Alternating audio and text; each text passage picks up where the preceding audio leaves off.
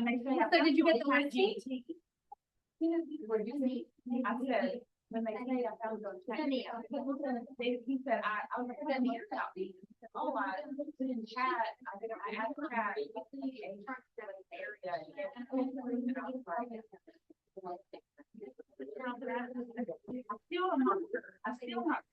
I think you get the listing.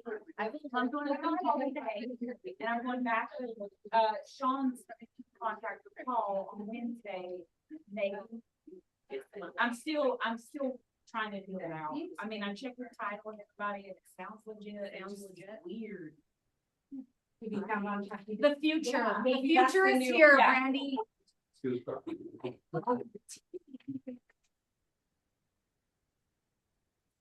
Bucket fills, guys.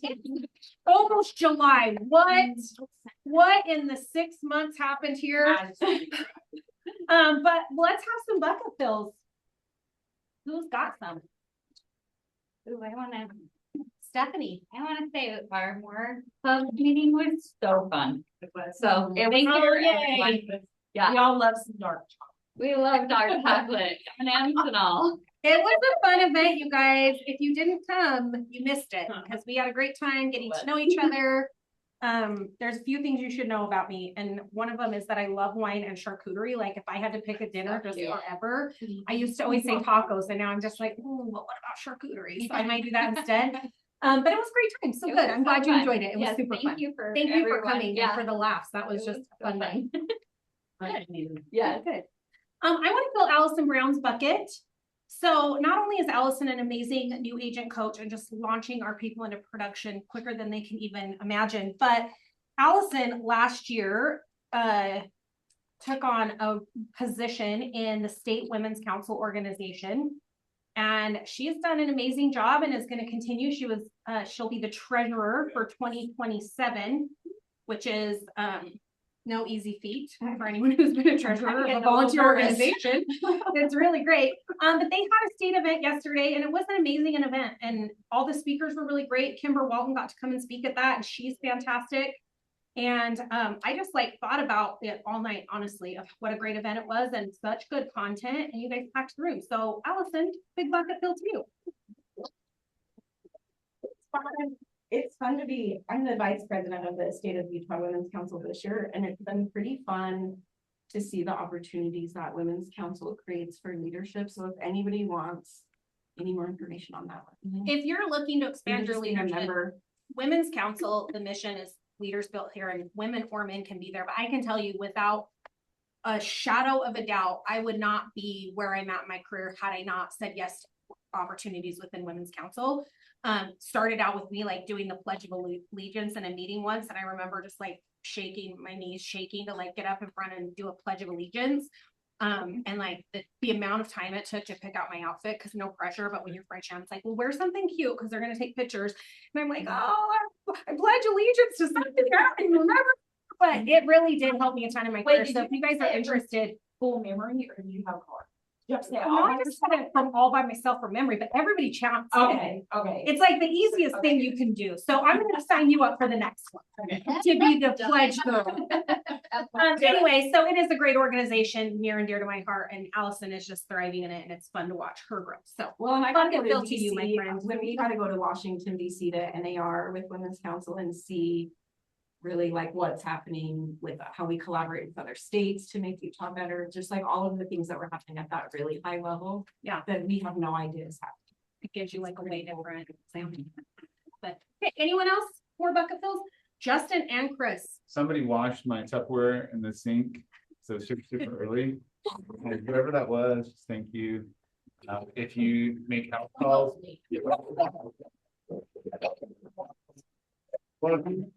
if you make house calls, if you teach my teenager how to do this, the seeds go. Thank you. I'm going to do just a quick bucket fill and then sort of a plug for something. So without naming names, there's a couple of agents in this room who readily agreed to run our Monday power-ups in upcoming months, despite their concern over doing it. So they know who they are, and I'm grateful. The plug is this: if you're not joining us on our Monday power-ups, please reconsider that choice. They are powerful, they're fantastic, we're getting the week off, just kicked off to a great start. Getting good inspirational messages, motivation. You missed this week, you missed a good tongue latching from Blaine, so everybody can do that. Yeah. So, Says if you ever need that, he is just a phone call away. Yeah. but anyway, so just a plug for that, and thanks to those of you who so easily raise your hand or at least accept when I push a little bit to jump in. Hey, as a reminder, those are Mondays at 9 a.m. So, all right, I'm gonna move on to what's happening this week. Today we have from 1:30 to 2 our tech bar. If you have a tech question, if you have a lone wolf question, if you just want to know something about Command, that's a good time for you to come and do it. Tonight we have our Red Black Bash client event. Who's coming to the pool tonight? What time do we need to be there? 6:45. 6:45. Please don't be late. Please don't be on agent standard time and get there like after your clients are showing up. Let's So just say 6:15, so then we're waiting. There you go. but the You may pool, be waiting a while, but yes, Yeah, the that's pool okay. closes to the public at 6:45. That's when they'll let us start moving everything. So and not 6:45. everybody can come in, like, it'll just be like us loading in, so don't have, like, if your family's there, probably the whole team can, they all can come in by then. But yes, please come help us load in all the drinks and all the pizzas. Okay, love it. Every morning we have been doing at 8:30 our daily breakthrough accountability group. Maybe we're gonna call it something other than accountability because I think people are a little bit scared of accountability. But Allison and I have been running this call every morning, 8:30. This week our focus is all around finding joy in the journey, which is interesting. That was part of one of the topics yesterday, and sometimes when you're just like, we're hosting the call, but I'm like, the call is as much for me as it is for the people on the call. So if you are interested in doing that, you want a little daily accountability, some good reflection time, some time to ask questions about maybe some conversations that you had, and some accountability to the calls that you're making. The idea of Breakthrough 120 is if you make 10 real estate conversations a day for 105 days a week for 120 days, you should end with about 9 signed contracts. On average, our commission is over $12,000. So that ultimately says you would make about $100,000 extra in the year if you just had some focused time to work on it. So that's every morning, 8:30. Anybody's welcome to join. Just not just our regular Zoom. It is coachallison.com. And that's not, if you come and you didn't hit your numbers before, those people are also getting, like, it's pretty rare that people are hitting their goal every single time they show up, but they're getting something out of it every time they show up. They get motivated to make their phone calls. Yep, and the numbers matter whether it's 1 or 10. It's Mhm. gonna help you start to be able to predict your business better. And then this Friday, our office is closed in observance of Independence Day. It's America's 250th birthday, you guys. When we were in DC, that was actually really cool to see everywhere, and then also wild to think our nation's only 250 years old. We're babies. All right, you guys, Mega Camp. I'm super excited. I saw Brandy just signed up. Jessica Ooch just signed up. Claudia and Jason are going to be there. Listen, all the cool kids are going to be there. Right. It's in San Antonio. Simon Sinek. If you guys, speaking of Power Up, if you came to the Power Up call 2 weeks ago, we talked about the infinite game. Justin's borrowing the book. I'm sure he would he doesn't even have a choice. When he's done with this, someone else can borrow it. It is also a really good Audible listen, by the way. But it is in San Antonio. It is happening August 17th through 20th. The agent portion actually ends on the evening of the 19th. So if you need to go home on the 19th, you can. Prices go up again on July 14th. So right now they're $1,100, $10.99. So just shy of $1,100. $10.99, you adding mine. So anyway, San Antonio is looking way more affordable than a lot of places this has been recently. So if you want to go to that, make sure you get signed up ASAP. Next Tuesday, the 7th, we have Ryan Hoskins with Avoiding Wire Fraud. If you guys have seen Ryan speak before, he's always super entertaining. He brings great value. Wire fraud is a real thing and it's happening more and more frequently. So this will be a really great training for you. It is CE credit and you can register in advance, and it's in-person CE only, right, Nancy? Yes, in person only. So if you want to just get the information, you can Zoom, but if you want to get CE, you got to be in person. Friday, July 10th. I cannot believe this is already here again. Allison and I are hosting the Rookie Real Estate Agent Workshop. the whole purpose of that day is from 11 to 5, we're gonna cover what it looks like to make $100,000 net in 1 year. So we're gonna go over mindset, we're gonna go over the actual numbers that it looks like, we're gonna go through those models, we're gonna talk about budgets, we're gonna do all the things that are gonna help you get there, and then we end with an agent panel at the end, which has been a lot of fun. So if you are newer to real estate, if you feel like you need better systems, or if you have a friend that's newer to real estate or feel like they need better systems, or even someone who's curious about what it would take to net 100,000 in real estate, send them to this class. Or if you want to rebuild your foundation, your mindset. Angela, Yeah. you're not a brand new agent. You came last time. What did you think? I think it was great, because what I like is I'm a checklist girl. So I like to have that.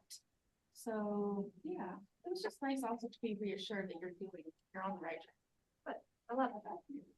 Okay. Wants and needs. Justin at the top. Look at our board is so full, you guys. Justin's Justin's in the bathrooms. We're gonna skip him for a minute. Jonah, tell us about yours. So I just had a new one today, like 10 minutes ago, go live in Uinta on Bybee Drive. So it's kind of east side and tucked away. It's pretty dated in a couple rooms, but really updated in the kitchen and a couple spaces as well. So yeah, that just went live today at 7:25, and then we just reduced our price on our North Ogden listing. We're competing a lot with new construction up in that neck of the woods, so if you want like a full yard and a fence and a finished basement and everything like that, we just reduced to 1.148. In that area, especially for the house. For a second, I thought this said 22 acres, and I was like, sold. Yes. I'll do Done. it. 725 all day. Who cares what the house looks like? We've got a lot of offers hopefully coming. All right, Justin, back to you. Justin, I just have to say, I don't know what you're doing different this year, but your name has been on this board very consistently. Is it your coaching? What's happening? Relationship, problems. Oh. Just like on a dating site, getting all these relationship problems. No, my own relationship problem makes me want to focus on real estate. All right,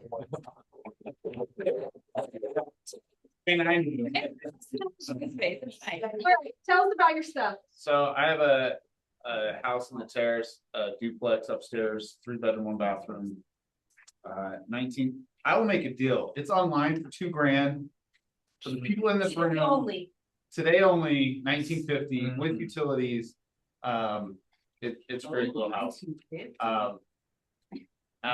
My house in West Jordan. If anybody likes me, please help me sell this West Jordan house. Please, like, it's 5-bedroom, 3-bathroom. It's great. Solar, it has a little community that has a pool. We just lowered it $25,000. It's the cheapest luxury home in the west side of the valley. They moved out. They're ready to make a deal. It does have an assumable VA if you have a veteran. They have to be a veteran. I listed this triplex on 9th and 9th. It was born in 1902, and then it was reborn. I thought it was funny. The owner suite has a 2-bedroom, 2-bathroom, like old Victorian house. The basement's a 3-bedroom, 1-bathroom. It's rented, and the side unit is a 1-bedroom, 1-bathroom. And it's a block away from everything that's on 9th and 9th. This Syracuse house, I'm also super motivated because they're super motivated. It's got the perfect size yard for not wanting to do yard work. Solar, it does have a pool, 3-car garage, a community pool, 750. And then my East Spence Ogden house went under contract, and then immediately, as soon as I told everybody that it went under contract, I got canceled. So it's back available. 5-bedroom, 1-bathroom. Bring your tool belt. It's in a great area. We're at 340. Make him an offer. How much is the FHA loan that's assumable? He owes $2,500. So his payment's $1,500 a month. Okay. Yeah, you need about 100. And then you need about 50 to 60 to remodel it, full up front. It needs everything besides maybe a roof.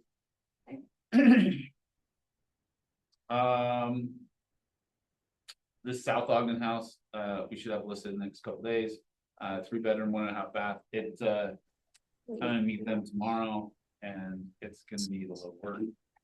And that 380, it's right behind McCady Hospital, those little tri-levels behind McCady. And then I've got that, I called it the dumpster house, but we're gonna call it a fixer-upper, the Slayton. A little nicer. Well, it needs like a bunch of dumpsters to like take stuff out. There's shit. Not that it's a dumpster house, it just needs dumpster. And the bonus is the backyard has like 5 sheds. Individual, you can like have different things in each one. Yeah, personalized shed, 1 shed for each room.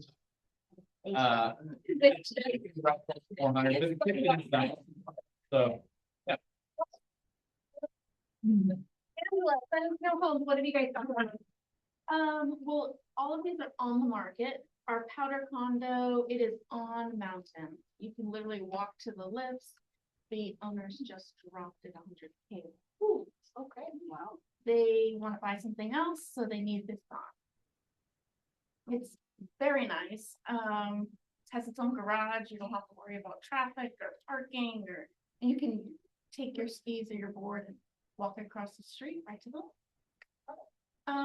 Let's see, then we do have an Eden lot that's in a short-term rental community that has the water and sewer connections already paid, which up there is about $48,000, and it's only at $299. Right?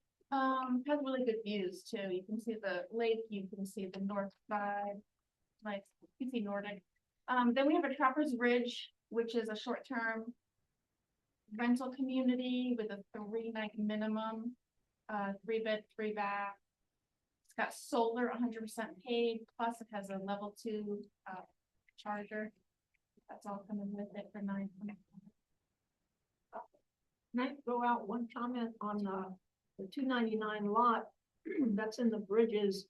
It is the only lot in the entire Ogden Valley that you can buy that allows short-term rentals. Entire valley. how can you build on it? You don't, there's no pressure for timing, but you do have to use Lewis Homes is the developer. We have to use this builder. You don't have to, but they'll charge you. If you want to. Francis. Oh, there you are. I'm like, where are you? Yeah, this is the townhouse in Henry, and it's close to the Mountain corridor. And for there to 1.5. It's really good townhouse. It's cute. Yeah, and the seller is very, very motivated to do something to sell fast. She's moved out there, she's getting married, and then she's staying right now by herself. Bradley.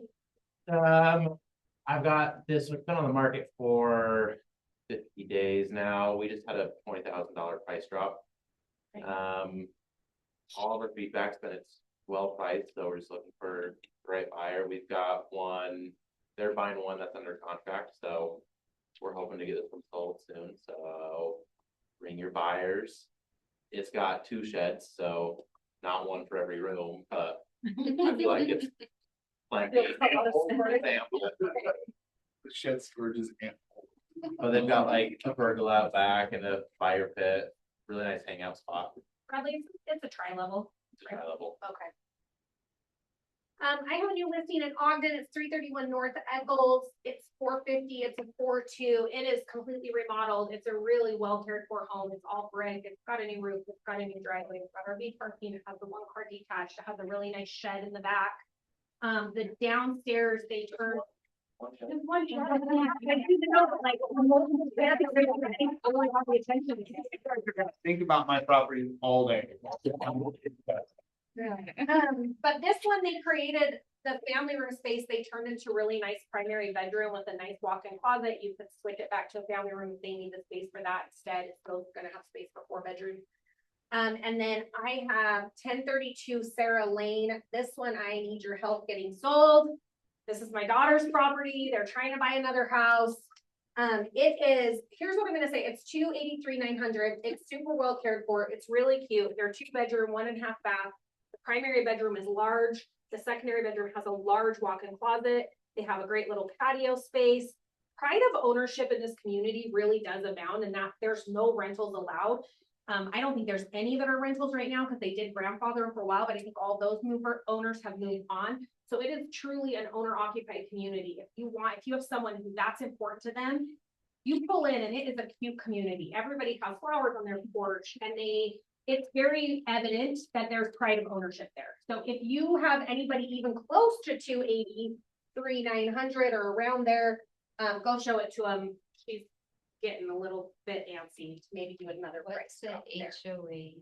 The HOA is 305, and that does cover Ogden City fully, so they have no water, sewer, garbage, which is about $100.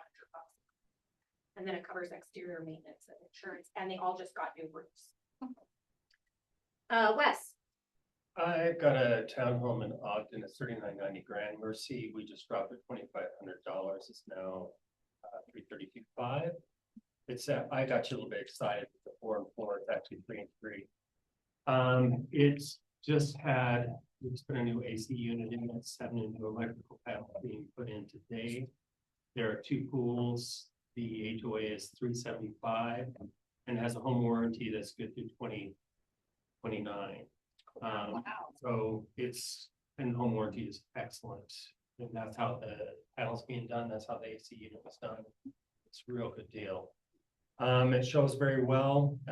At asking price, you would get rugs, couch, kitchen table, bedroom set, washer and dryer, pretty much move-in ready. All the appliances are there. So it's a beautiful one.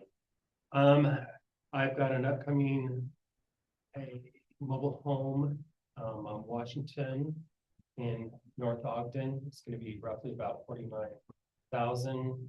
It's 900 square feet, 2 and 1, great condition. It's one that I helped a client buy. Now they want to sell it. So it's worth it at that price. You got a first-time home buyer or somebody wants to downsize, it's perfect. Then I've got 1829 Heritage Ranch. That's my horse property. It's 1.25 acres. That's for water shares. If you like straddling a horse riding around arena, it's perfect for you. So a beautiful property. The biggest drawback is it's close to I-15. I think that's been the issue with the property. Otherwise, it's amazing. Yeah, it's a really nice community. Then I have North Ogden with Julie. We have that we're asking $650 for it. It's 4 and 4, sits on 0.24 acres, and it's amazing. We went in and had it cleaned. We staged it ourselves. It looks amazing, shows well. It's got beautiful views of the valley. And we've had a lot of people interested in it that want to buy it. Hey guys, I need some help here. We just lowered both of these. They are both motivated. The one is 550. It's 3 years old. It is a house, not a trailer, just so everyone knows. It's super cute. 3 bedrooms, 2 baths, oversized 2-car garage on 0.54 of an acre. It's in West Point. You're not gonna find much on, in that area. It's 1 level. It's adorable. And then the Washington Terrace, it's super cute. We cleaned that up. Yeah, we've brought down the price. It's cleaned out. Like, it's so cute. We've had tons of open houses. She's ready to go. So bring me an offer, bring me a price, bring me whatever, bring me something. We're ready to go. Anybody else have one they want to talk Yeah. about quickly that you didn't get on the board? We have one, but it's Provo, 4-bedroom, 3-bath, office. Gorgeous. The end. Okay, and you did your duplex sell? Jamie was living. Yeah. Oh, okay. Okay. Anybody else? Mine, Alex and Blaze, they've got they're 2-story for 3,100 square feet. 3-bed, 2.5 bath, super clean, great backyard, 625. A Tremont townhome, 1,000 square feet, 2-bed, 2 bath, 245. 9 mobile homes ranging from 65 to 230. And they have open houses available for all of those. 1 more mobile home coming in Roy around 180, more details to come soon. And then for Belize, she has a potential fixer on the East Bench, Ogden for 360, 2,400 square feet, 4 beds, 2 baths. Awesome. And you'll just send those to Danielle so she can include the. Okay. Well, this looks like a lot of opportunity for open houses, which is what we're going to talk about today. But before we do, I'm going to make our calls. You guys, this is just a new thing. We haven't really talked about this before. So make all your calls in a TCPA friendly and compliant way. If you're calling people that have removed themselves from the call list, you're going to be in trouble for it, and your E&O, our E&O is not going to cover it. That's you on the hook. So just make your calls in the right way. I'm super excited for Matt Green to be here today. And for those of you that don't know Matt, Matt's kind of a big deal. Matt has been in the real estate industry how long? Oh, A lot of years. What's that? A lot of years. A lot of years. Yeah, he was team leader in the Park City. He's owner investor in multiple market centers. He was the board president for the Park City Association. He worked for Keller Williams International as Gary Keller's right-hand man as director of innovation, director of growth, and agent experience. Basically, a ton of experience and a lot of cool things. But probably, I think, the title that he holds proudest is maybe Bradley Greenstaff. So if you don't know and you know Matt and you know Bradley, you know what a big deal this guy is. So anyway, Matt's a dear friend of mine. I'm excited for him to teach you guys today. You guys have the best leadership team of us. Like, Yeah. Isn't Rusty amazing? Yeah. I've got a new title though. Can I tell him the new title, Bradley? I'm gonna be a grandpa. I'm not supposed to announce that, Bradley. Sorry. Not yet. Surprise. This is what you don't tell other people. Especially his mother. His mother's been really having a hard time. So anyway, we're super excited. Nice to see many of you again. It's been a while. I don't come out into the public very often anymore. I've been kind of semi or fully retired for the last couple of years, and but it's fun to be with you. This is one of my favorite things to teach, and teaching is one of my favorite things to do. So I appreciate you being here. Many of you have attended my open house class. If you've attended my open house class before, can I see your hand? All right, like, so what's wrong with you? Just kidding. Like, actually, when I was teaching this a lot, I actually taught this class all over the country for a number of years, but a bunch of times here in Utah. And we had a number of agents, one agent in particular, who had come to the class like 7 times over a course of like a 2.5-year period. And finally, I was like, okay, like, seriously, you could teach the class at this point. Like, why do you keep coming to this class? And she's like, each time I come, I just get a little bit better, like some nugget that helps me improve my systems and models. And she really took to heart this idea of systematizing her business. And each time she'd come to the class, she'd just find little parts of her business where she could, specifically around open houses, where she could make and fine tune it and get better at it. So anyways, I appreciate you being here. If at some point you're like, okay, I've got this, or I got what I needed, and you need to sneak out today, it's fine. Normally this class is 3 hours, if you can imagine, a 3-hour open house class. We're not going to do 3 hours today. I told Bradley and the team that we could do kind of a teaser part of the class. I'll give you a lot of the good content, stuff that I think is not readily available outside of the class. And then I'm going to give you some links to some content that is easily accessible that you can use to implement in your business later.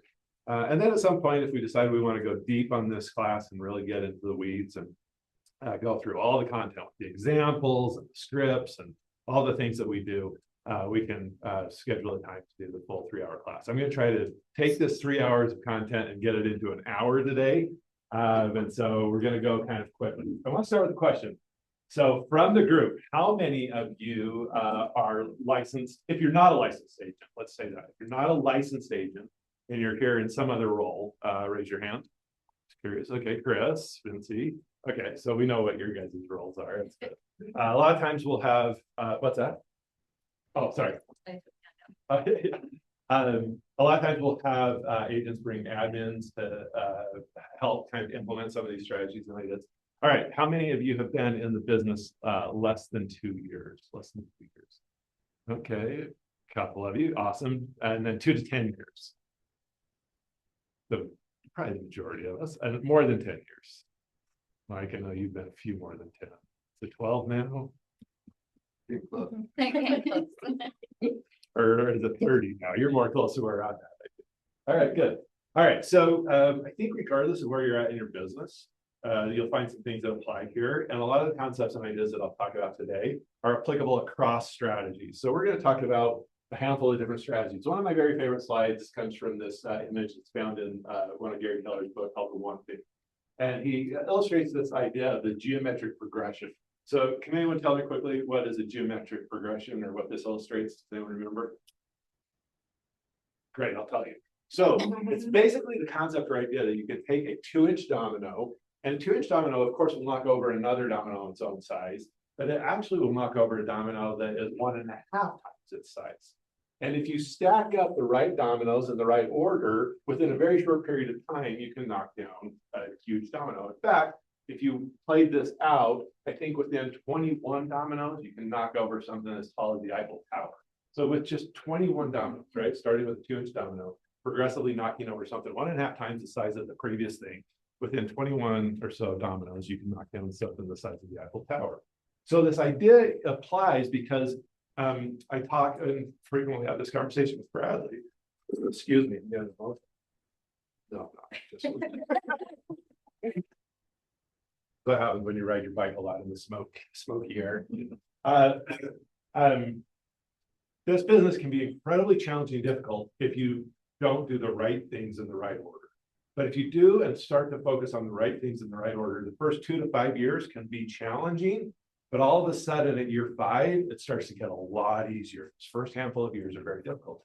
The challenge is we see so many people not do the right things in the first handful of years. And so they never get out of the escape velocity, right? They never get out of that pace where it's not hard or starts to get easier. And earnestly and honestly, being focused on that at the beginning of my career has allowed me to get to 50 years old and be retired and not have to work. Because I progressively took this concept and applied it to my business over and over and over again. So as you start to think about developing and building your business, I like to think about it as building business blocks. And so you might think about, okay, I'm going to pause for a minute and really focus on an internet lead generation strategy. Or I might stop for a minute and really work and figure out a referral strategy. Something that I can build once and then turn that engine and just let that flywheel go, and it keeps building itself. So this is a concept that we, of course, today we're going to talk about an open house strategy. This is a concept really that's best illustrated with the idea of leverage. Who can tell me what leverage is? What's the concept of leverage? Take it back to like school grade concept. Pivot, focal point. Not have to be there physically. Okay, so so one idea is, or essentially, if we break it down to its simplest form, it's really the ability to do more with what we have, right? So you think about the idea of a lever and a pivot and using leverage to lift a big rock, right? We're using a bar and maybe a pivot of some sort to be able to lift something that we couldn't otherwise lift without the tool. Does that make sense? That's the concept of leverage. So leverage really shows up in a handful of different ways in our business.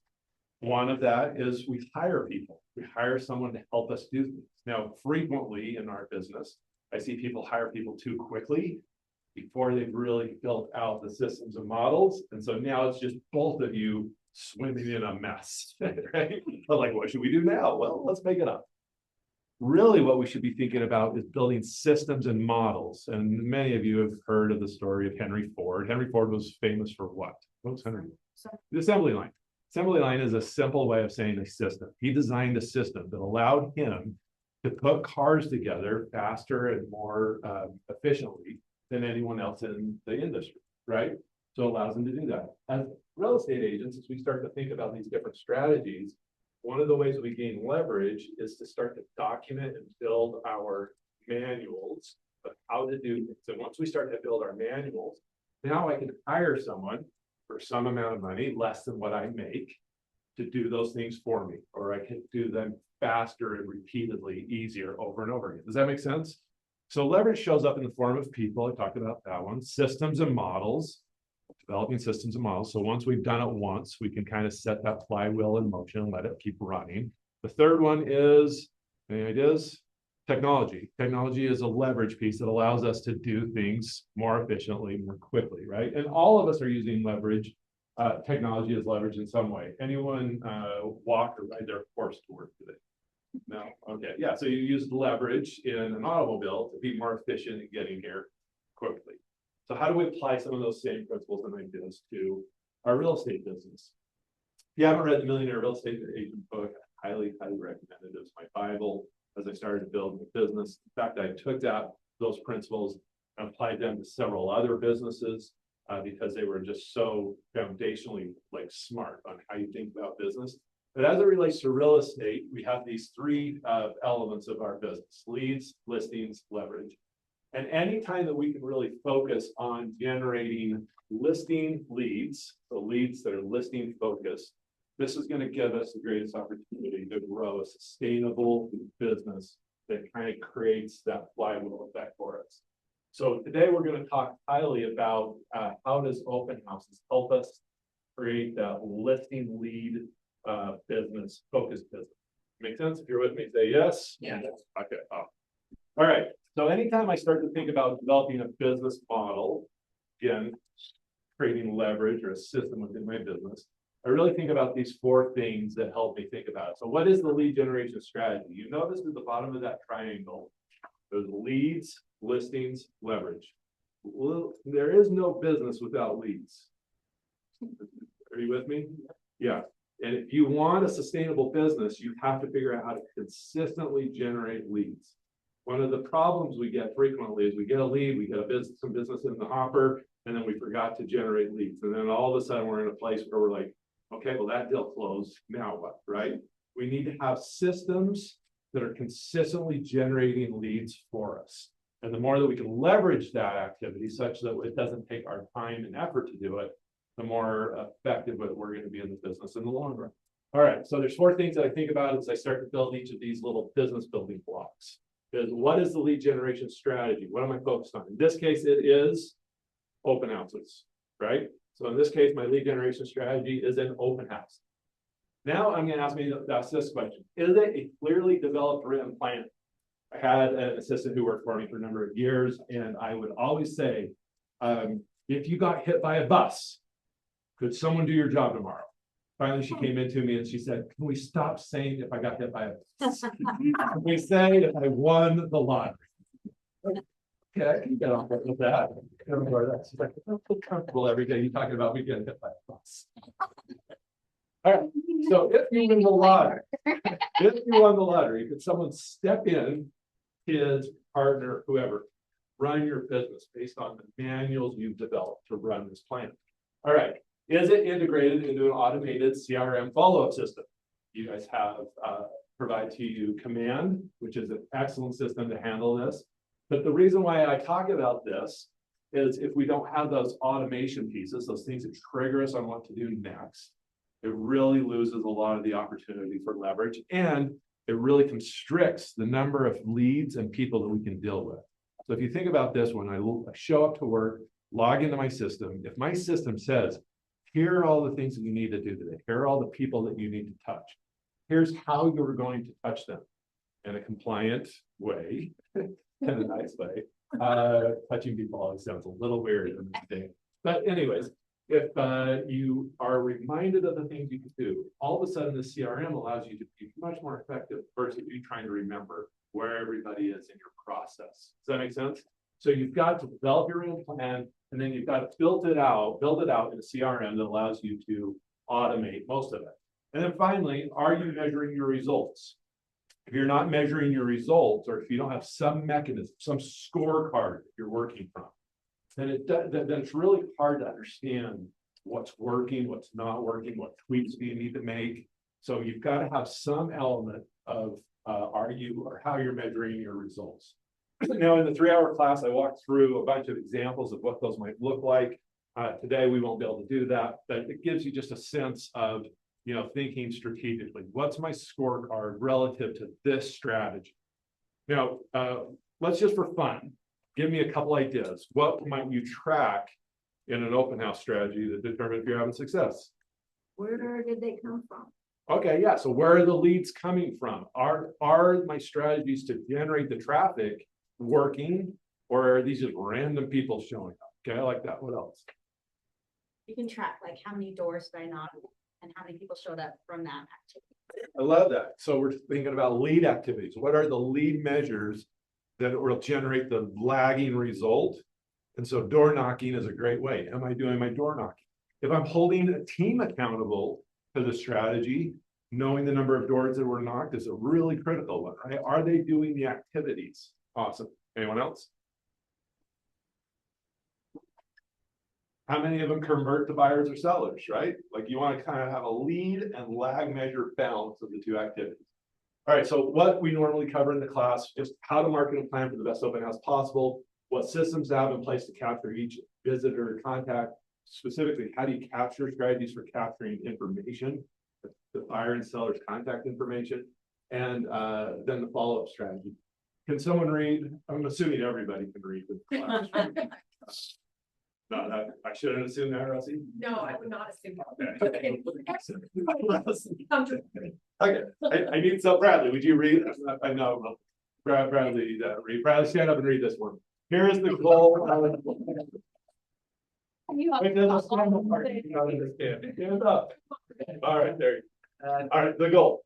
Through consistent and strategic open houses, we will create the perception and eventually become the market/neighborhood expert, the #1 agent in the market. Our focused efforts will generate significant buyer and seller leads weekly. Okay, this is the actual written goal that I developed for my open house strategy some 25 years ago. Okay, still relevant today. What stands out about, and this was part of my manual that I gave my team and we coached them. Okay, so what stands out to you about this goal? Just quickly, what word stands out to you? Consistent. Consistent, okay, yeah, super important. What else?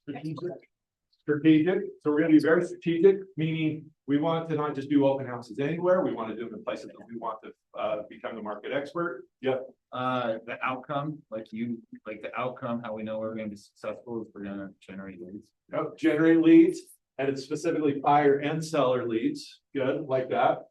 The most important word in there, no one's mentioned yet. Yes. Perception. Mark David, thank you. Perception. So many of you may be newer in the business, or many of you may have a neighborhood that you're not yet perceived as the expert in, and you want to grow into that market. Maybe some of you are at a lower price point, but you want to do more luxury stuff, right? How do you break into that market? Are there agents already in that market that are perceived as the expert in that area? How are you going to show up and compete in that space? The perception part is really important because of, I guess it's best to illustrate with this example. There was a market in Park City that I really wanted to be in. It was Park Meadows, if you're familiar with Park City at all. And I wanted to start to get some foot traction, like get some traction in this market. And I had never had a listing in there, never been able to get a listing. I've gone several listing appointments. I haven't been able to do it.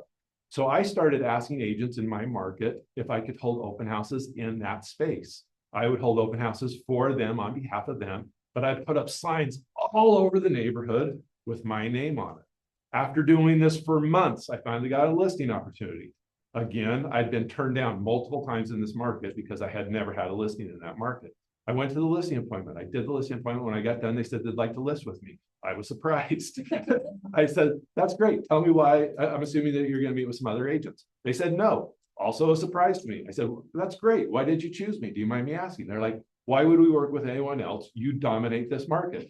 And I said, that's right. I do. Thank you for noticing. I'd never had a listing in that market before. They thought I dominated the market because for 6 months, they saw my signs all over that neighborhood over and over and over again. And so we created that perception that I was the market leader in that market. Does that make sense? Okay, so a lot of what we're doing is thinking strategically about how do I create that presence, that perception that I'm the expert in that market. Now, part of that is I also need to know the market really intimately, right? I was doing the work. I was compiling little market sheets about that market, about homes sold and the trends and all those kinds of things, so I could talk really intelligently about it. But those are the kinds of things that we want to implement into our goals and strategies, so that we can create perception early, because people want to work with an expert in that market. If you agree, say yes. Yeah, absolutely. Okay, so that's the goal. All right, if everyone will stand up with me for just a minute. This little exercise that we do in this, because I want it to kind of sink in and lock into your head how critical this is. Now, for years, when I would hold my team accountable to this strategy, and I was doing the activities with them, we would start out our sales meetings all the time with this little thing, and we would say this together. We're just going to say the part in green together. We're going to say it 3 times. We're going to say it loud enough that the people in the title office and over there, everyone can hear us. Okay, so with that, some energy, we're going to say it together. For those that can't read, it's the open house is the excuse.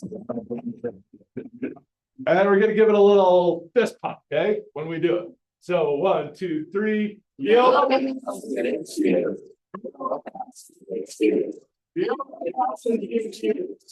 All right, what is the open house? Excuse. Okay, for all the other prospecting activities, subtitle. Go ahead and have a seat. All right, so what do I mean by that? Anyone that has taken the class before, what do you remember?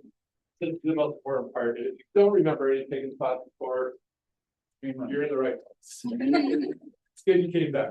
What does this mean? What does this mean that the open house is the excuse? The reason to have conversations with people. It's a reason, it's just a reason to facilitate conversations with people. This could be the client appreciation event is the excuse, right? The drop off or whatever, like whatever it is, you are just finding excuses to create opportunities for you to make phone calls and or door knock and or have conversations. Does that make sense? Does it make sense to you? Say yes? Yeah. All right. So here's the problem. Maybe you've heard before that open houses are a waste of time. Has anyone heard that open houses are a waste of time? Yeah, a few of you. Why do you think open houses? Why do people in our industry say open houses are a waste of time? They do not want to do them. They don't want to do them. Okay, yeah, so they just don't want to do the work. That's great, Mark David. You don't do the work beforehand, then you sit there for 3 hours. Unless you are prospecting while you're sitting there. Yeah, I've been in this position, right? I have done the work. And I know that there has been times early in my career when I was struggling at this business, and I woke up on a Saturday morning and thought, man, I better do open house. And so I went and did an open house at a property that I had vacant, but I didn't do any of the work. I didn't do any of the stuff leading up to it, and therefore I had no opportunity to do the stuff leading up to it. And no one showed up, and I was surprised. Should I have been surprised? Of course not, right? Because I just showed up. I would argue that most people do not do the things that are required to make open houses feel successful. Does that make sense? Okay. And that means we're planning them several weeks in advance. All right, so arguments against open houses. Open houses rarely sell houses. That's actually true. Open houses do rarely sell houses. That's not why we're doing them. Open houses have benefits, or open houses benefit agents. Yes, that's why you should do that. Sometimes consumers are like, well, why are you doing the open house? It seems like that just helps you. Yes, it does just help me, but it also helps you. Open houses are a security risk. Yes, that is true. You've got to be mindful about that. I have some crazy stories about some experiences I've had with open houses being security risks. We don't have time for those today because it's a 1-hour class, not a 3-hour class. Open houses attract neighbors and browsers. Yes, I'm going to tell you why these are the people that we want to talk to, even if they're just browsing and they're just out kind of kicking tires. The sooner that we can talk to them, the better. The better chance we have to get in business with them. Understanding why we are holding the open houses. Many of these are selfish, but they are also to help the seller, of course. To identify a buyer for the house that we're holding open. Yes, of course, that's obvious. To identify a buyer for yours or other listings. More commonly, people come into a house, and if we are prepared, we can convert them to a buyer and help them find something else, because rarely does that actual house meet their needs. And in fact, in most instances, buyers are shopping in neighborhoods that they can't actually afford, or they're calling on houses that they can't actually afford. Those houses look really nice to them because they can't afford them, right? So how do we help them understand where is the market that they can spend their time in? Make contacts with current potential sellers that will lead to listings. Yes. meet future buyers and future sellers, sometimes longer out. One of the reasons why this business is really hard the first 1 to 2 years is the contacts that you're going to be making may not want to do transact with you for 3 to 5 years. You've got to be ready for that. In Park City, where I was selling homes, on average, when you met someone for the first time, because it's in a resort market, we had to plan on doing business with them on average 8 years after we met them. You know, because you do that market. These people, I sold a $7 million house to a family who I saw their kids grow up. I met them 18 years before they finally bought their house. And I had to show them property every winter when they came into town. Now, was it worth it? Yes, I had a really nice commission. Do the math on $7.5 million transaction at 3%, right? It's good. It's a good check. And they were wonderful people, but I watched those kids grow up. I had stayed in touch with them through all that time. Little easier in a primary home market, but the concept still applies. When you first start in the business, you're going to be building your pipeline. It takes time. You've got to stay in touch with those people. All right.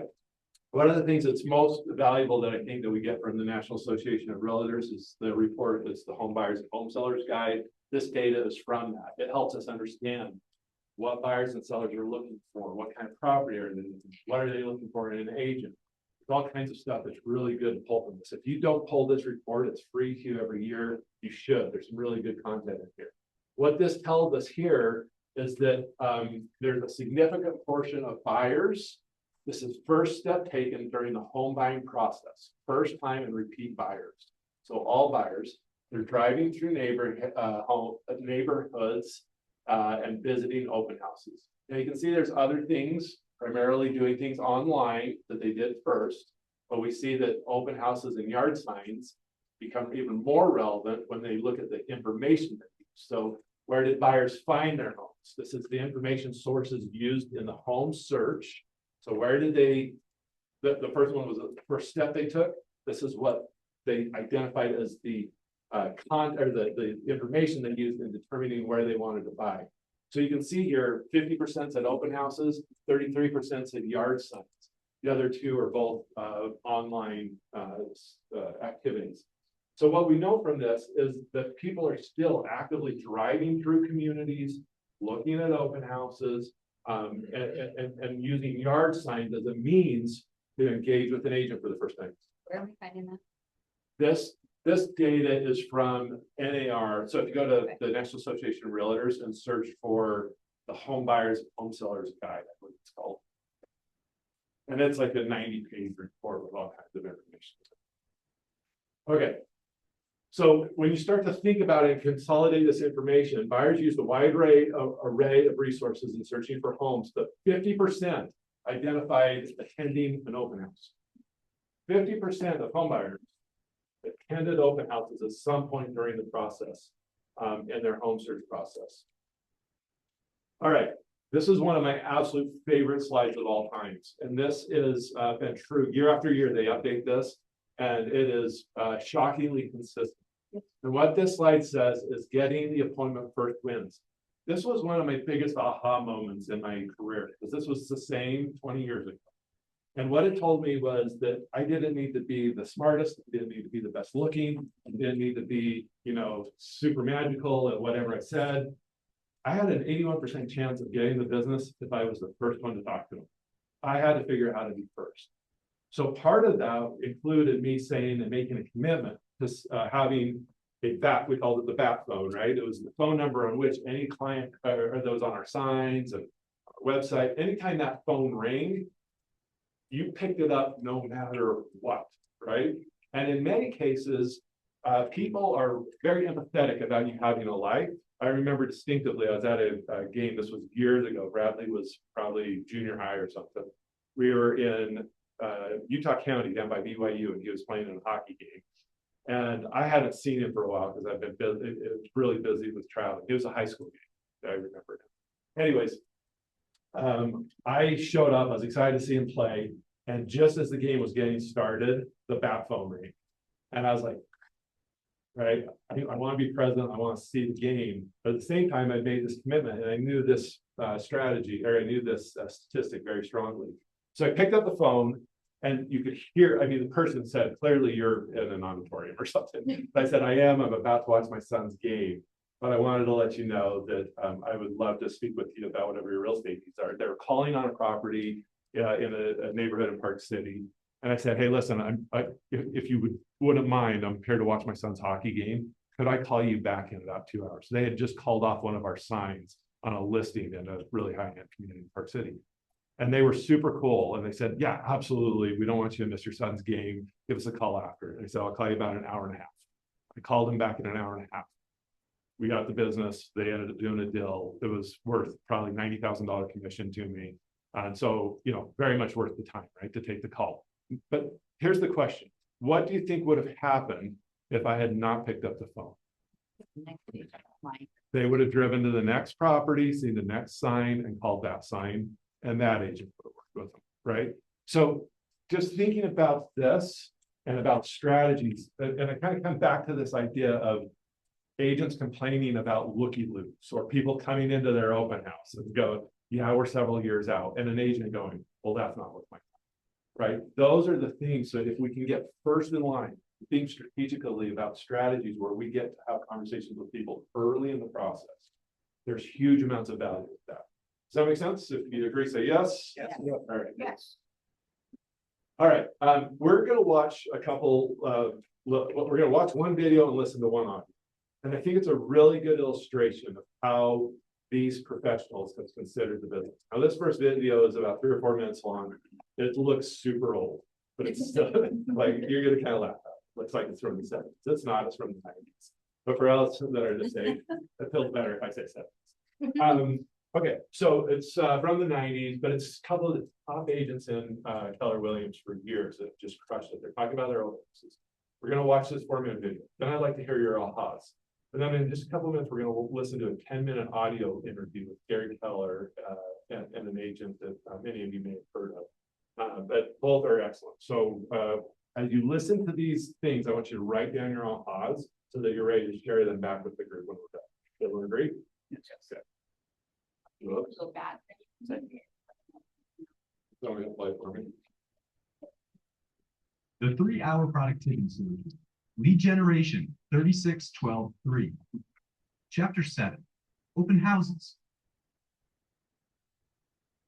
Hello, I'm Diana Kokoska, and welcome to Power Session 7 of Lead Generation 36-12-3.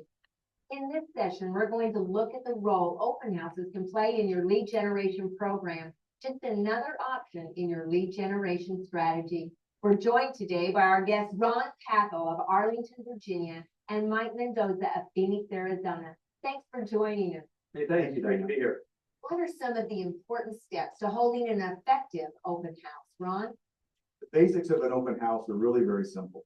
First, you have to start by knowing your product and knowing the neighborhood. So you want to go out and preview the home, get to know the home really well, study the literature on it, and go out and study the neighborhood. So you know the neighborhood, you know what the benefits and features are of that neighborhood. Then you want to generate some excitement in the neighborhood. So you can put out some balloons a little bit early, make sure you have a sign writer on top that says open Sunday well in advance. And you can go door to door, put some flyers and knock on doors and let neighbors know. You want to make sure you have good foot traffic. Once the doors are open, you want to make sure that you're dressed professionally, you look really sharp, and then you have to greet everyone as they come through the front door. Don't be sitting down, don't be wandering around. You have to be there when they come through the front door. And what I like to do is I always like to say, my name is Ron, what is yours? And I repeat their name back to them for 2 reasons. Number one, it shows that I'm listening to them. And number 2, it helps me to remember their name so that later on, when I am saying goodbye to them, I want to make sure I close everyone out. I mention their names. Bob, Sally, it's great to see you today. I'm sure we can help you. So I'm trying to sell this particular house while I'm generating leads for new business. Well, this is a wonderful opportunity for you as an agent, because what other industry in the world do we have where business development doesn't cost you tens of millions of dollars, lots of travel time, where you can stand in one place for 2 or 3 or 4 hours and your business will actually come to you in person, shake your hand, and tell you their name. This is an awesome opportunity to go face to face with your new potential clients because it's all about relationship building. Think of it this way. Think of doing the open house as your 3 hours to do your lead generation. You can accomplish more in those 3 hours than you could in months of other kinds of marketing. You're going face to face with people, you're developing a relationship, and you put them on your net list and you stay in touch with them. That's how you develop the pipeline for your leads. Well, absolutely. At a very minimum, you need to get their name, address, phone number, hopefully email address, something that you can stay in contact with them. So that's what it's all about, is meeting people and making contacts. What are other ways to get traffic to your open house? When it comes to signage, when it comes to getting the word out, you want to use as many directionals as you possibly can. Get those red Keller Williams signs out with the red Keller Williams balloon. You want to paint the town red. And you want to use a minimum of 10 signs and balloons in your area. If the neighborhood allows for 15 or 20, as many as you can. You want to make sure that anybody coming within a mile or 2 miles of that home is going to know that you're holding an open house. Okay, and what do you suggest the agent do during those times when people aren't coming through the house? Well, remember, you're always lead generating. There should never be any downtime at an open house. You can be calling your sphere of influence, writing thank you notes, working on your 12 direct, your 33 touch. I mean, there should never be downtime. You're always prospecting, always be working. Well, it sounds like a fast, simple, and inexpensive way to grow your business. And why do experienced agents hold open houses? Well, it's important to realize that this is a wonderful opportunity to meet new leads because everyone that comes through that front door is a prospect. Each one is there for a reason. You need to find out what it is. Some are buyers and some are sellers. Fantastic. Thank you all for joining us today and making us Okay, so keep in mind now, a lot of this content was what I used to train my team members. So as we brought on new agents, buyers agents, and admin people, I would use this to start to set the expectation of what our open houses were going to be, like how to think about it, right? So again, I shared with you earlier, part of this process, so one of the errors that a lot of agents make is they don't start to document and create the manuals for their business. This was the training content of my manual that I would help my agents understand what some of the expectations were. So based on this, what were some of the expectations that we were set? Well, I think, sorry, my talk. So at the beginning, when you talk about getting to know that neighborhood, we've all done open houses where you just kind of show up and fly by the seat of your pants. But when you do the effort, you know the neighborhood and take time to prep yourself. You just can speak more intelligently about the house and the neighborhood. Love that. So when I was doing this, I was doing 4 to 5 open houses every week when I was really first started. Like I had nothing else to do. I had no business. So I was just like, okay, I got to get something going. So I was doing 4 to 5, and I did that for years. I started to get to know the neighborhoods that I was doing it in so well that when people would walk in, I could start naming neighbors by name. Oh, the Smith's house down the road, right? That's a great house. Have you seen that one? It's similar to this one, but different, right? And people would start to see how intimately I knew my neighborhoods based on just how ingrained I was in the data. Oh, that house sold for this, right? That was off the market for a while.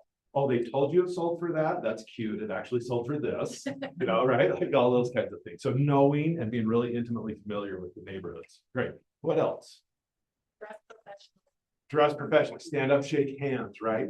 It's not time for you to just have a siesta somewhere in the back porch while people look around. Like you're actively engaged. What else? One in particular I wanted to point out was the number of I was just gonna say, it's kind of one of the only things in our industry where the clients or potential clients are coming to you. Yes. Rather than us reaching out. I mean, that doesn't happen in any other way unless you're getting referrals. Yeah, no, I love that. In fact, I always thought it was cheating. There was my best friend growing up. He and I like to go fishing together. And he would spend more time fiddling around with his lure or his flies. And I was just always just thinking, how do I get it back in the water, right? And I caught way more fish than he did all the time. He'd be just befuddled, like, how are you catching all this fish? I'm like, because your lure is in your lap. And last I checked, fish don't buy that, right? So like the more, and this is basically fishing with multiple lures in the water, right? You are fishing, your open house is going, but at the same time, when you're waiting for that person to walk in, you have the opportunity to be making phone calls or sending emails, right? It's like doubling up. So I love that strategy because now I can kind of get that leverage of 2 activities at the same time. The one thing I really wanted to make sure that I highlighted was the open house signs and the marketing around the day of the event.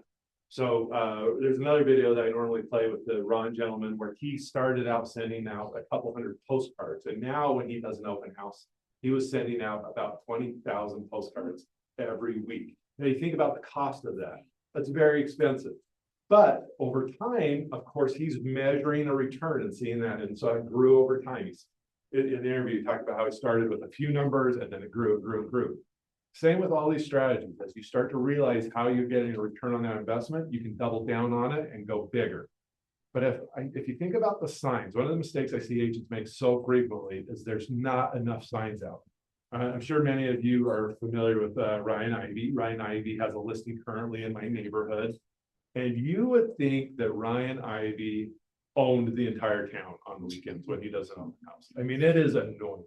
There are flags, there are signs, and he parks this big truck with a name on, like his name is everywhere within a mile of that open house. He understands the concept, right? He understands that during this open house, he's going to put out 20, 30, 40 signs with his information because it's a marketing opportunity. A lot of the developers and home builders in our neighborhood do much better at this. You drive around on a busy weekend and you're coming up to an intersection. Is there one sign for Ivory Homes or whoever it is? No, it's like 15 lining up to the corner. It's like, turn here. Okay. I've just been told 20 times I should turn here. I don't even want to go to an open house. And now I'm thinking maybe I should turn here, right? Like it's that influential. You can't help but missing it. It's a lot of work. But anything worthwhile is going to be a lot of work and it pays the dividends. There's a reason why these people are effective and are doing the work. Now, initially, I was putting up the open houses or open house signs. I got to a point where someone on my team would bring me a map and I'd highlight everywhere I wanted them. And they went out and put up the signs before I did the open house. Right. So you just start thinking about how do I start building this business? All right. One of the big myths that I hear frequently is I can't do open houses because I don't have any listings. One of the great benefits, one of the great benefits of being with a large brokerage is doing a lot of business is a lot of these top agents can't hold open houses at all their properties. And they would love to be able to tell their seller, hey, we did an open house every weekend this month, right? They would love to tell them that they can't do it. They have the challenge of not having enough people or whatever, or being too successful, I don't know. But for whatever reason, there's plenty of opportunities for you to hold open houses for other agents. Here's the truth too. All great agents work open houses. There's a lot of work to it. I'm having this conversation a lot with my 18-year-old son who's coming into the workforce right now. And he's like, yeah, but that doesn't sound very fun. I'm like, that's why they pay you. Otherwise, we would do it for free. And that's why it's called work. He's like, but I'm so exhausted. I'm like, you worked 25 hours last week. You don't get to be exhausted from working 25 hours last week. Okay, so it's working the open house. It's doing the thing, just treating it like a job and doing the things that other people aren't willing to do. Okay, 10-minute interview. As you listen to this, we're going to write 10 ahas that you have from this interview. So really take some good notes. There's some great nuggets out of this. The person he's interviewing, this was 10, 15 years ago. The guy he was interviewing is Chris Suarez. Does anyone know who Chris Suarez is? Yeah, so Chris Suarez is Ben Kenny's partner. They launched the company called Place. If you're familiar with Place. At this time, he was probably worth a couple $1 million, Chris Suarez, at this point. He was early in his career. He's probably easily worth $50+ million. This guy has crushed it. And these are the concepts that he is sharing with the audience. This was at MegaCamp a number of years ago. Gary Keller was interviewing in front of several thousand agents at MegaCamp. And he shared how he used open houses to build his business. And it's really, really insightful. So it's about 10 or 12 minutes interview. And then we're going to kind of go rush through the last few slides together. But after this interview, I want us to just do kind of 10 to 12 ahas that you get from this interview. So please write down what you take away from this. The topic, we have 3 different panels. We're going to just run through it up. And the issue here for me is what are the big questions that we need to answer to take our business to the highest level? What are the big answers we can get? So the first. So that's everybody. Click the channel button. Basically me visiting my parents. Like the TV stopped working, it's like, all right, let's figure it out together, and we tried rebooting it. Bradley, you're the best. You're doing great. Did you touch the button I told you not to touch? Yeah, okay, so, remember?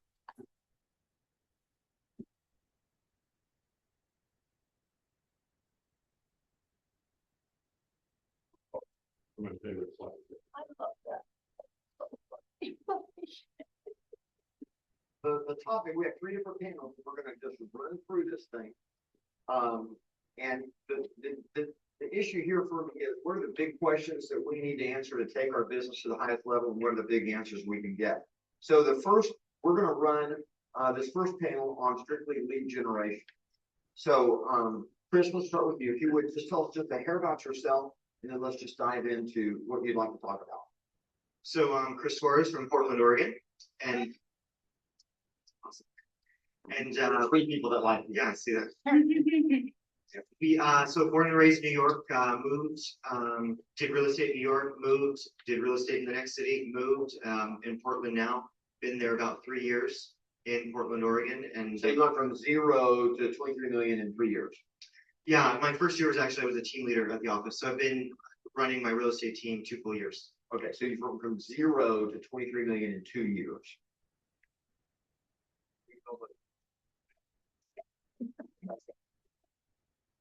And yeah, thank you, Tony. And knew nobody. You did that in the city that you'd lived in for 12 months. Correct. Are you nuts? Some might say that. All right, I'm teasing. I'm teasing. So how do you, are you gonna tell us how you do that? Sure. Okay, tell us how you do. So for me, you know, I've read MRAA multiple times and realized that it was a database business, right? So real estate is a database business, and I didn't know anybody, so I needed to get into get people into my database. And so I look at, you know, I can meet people and get them into my database, and I need to get have not mets and convert those into mets. And so I started a farm and then committed to open houses. And really brand new into the city. I didn't have any listings, obviously. I connected with a broker that did. And I sat new construction. I sat a tower in downtown Portland, 6 days a week, 10 to 6. And that was my job. So you decided, since I don't know anybody, I've got to go to a place that would have the highest traffic count possible. Right. I knew that there were going to be people in this downtown core walking in every day. Okay. So tell us what happened. And so, so every day, right, I was ultimately not so concerned about selling those condos. I was ultimately concerned with getting in touch with future buyers, future sellers that I could get into a database, cultivate, and, you know, put into condos or homes or whatever the case might be. So you're going to walk us through and tell us how you did that? Yep. So after that, what happened was I wound up connecting with a separate builder who shopped the other builder and basically came and said, hey, your critical path of sales is phenomenal. I want you representing me. And that's how I got my start with my own listing, new builder. The funny thing about it was right at the time. You weren't charging the No, I was project. No, the first one. You weren't charging anything. No. You were just showing up. Yeah, correct. And just holding open houses. Correct. Because no one else would. No one else wanted to. I just made myself available, and that's really when it comes down to it. I looked and said, hey, if I'm going to be successful in real estate, there's certain activities that I need to do right now to get the leads, so then I could add the leverage. And so it was a leads, right? It was a leads issue, and I knew that I was going to take those leads, cultivate them, and then I'd leverage around me. Ultimately, there was a shift in new construction, right? Just like there was everywhere. And I realized, hey, if I'm gonna really do this at a higher level, I need to sort of expand and grow. And so I took 4 quadrants of Portland, broke them down, went into the NAR profile report and said, hey, who's going to sell in the next couple years here? Realized NAR said, hey, sellers have been in their houses for about 6 or 7 years. Found the people that had been in for about 4 years because I wanted to be touching them for 2 years previous. And once I had that farm, right, that geographic demographic farm, then I committed to going after business in those neighborhoods and holding opens in those neighborhoods multiple times a week. So even after that new construction, on our team, we have a commitment to do 50 open houses for every licensed person on the team each year. So, are you gonna tell us how to hold an open house? Sure. So, so basically, we hold opens. Everyone on the team that's licensed hold opens, and it doesn't matter what day of the week it is. So we hold opens midweek, right? We do afternoons. We base them around rush hour traffic. We do lunch hour opens, so from 11 to 1. We do evenings from 4 to 6 because people are going home. We do weekend afternoons, which is typical. We also do weekend mornings and walking patterns. So people are going out walking, getting coffee, getting paper. We go into the city core and hold opens during the weekend mornings as well. And in order to get 50 into your schedule, we're not working every weekend. So we have to do multiple open houses a week. Our broker tours, we also advertise as open houses as well to the public. So your whole goal is to find people today and to build the database. Right. We really need to add about 350 people to our database every year from open houses, which is really our goal is 1 a day. So right around 365. And why do you need to do that? Ultimately, to hit the goals that we have as a team each year, we look big picture.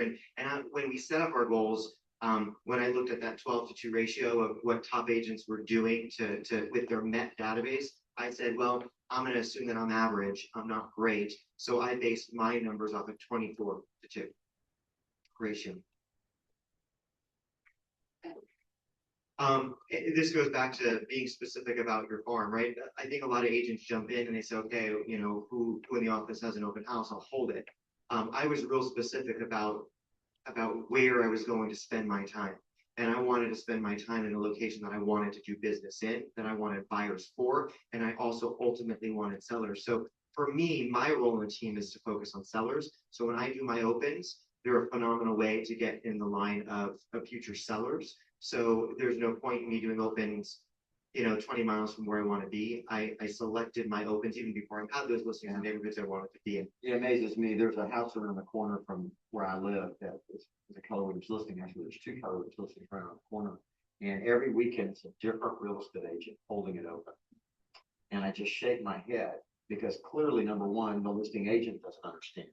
But number two, the agents who are holding it open, what I see is sometimes I'll drive by just to find that they're putting out one directional sign or 2 directional signs with some balloons, and then going back sitting in the house for 3 or 4 hours, and I just shake my head like this going, man, they just don't get it. That's not how you do it, is it? No, so it's real specific, right? We have a very— That's not an open house, that's a stupid house. I mean, that's something else. It's not, when we say open house, when you say it, it's an active, live, proactive concept. What I observe is just stupid. I mean, it's just dumb. It's sad. It's just a sad house. Oh, no. Because it feels hopeless. I mean, it feels sad. All right, so you did your research, you did all that, yeah.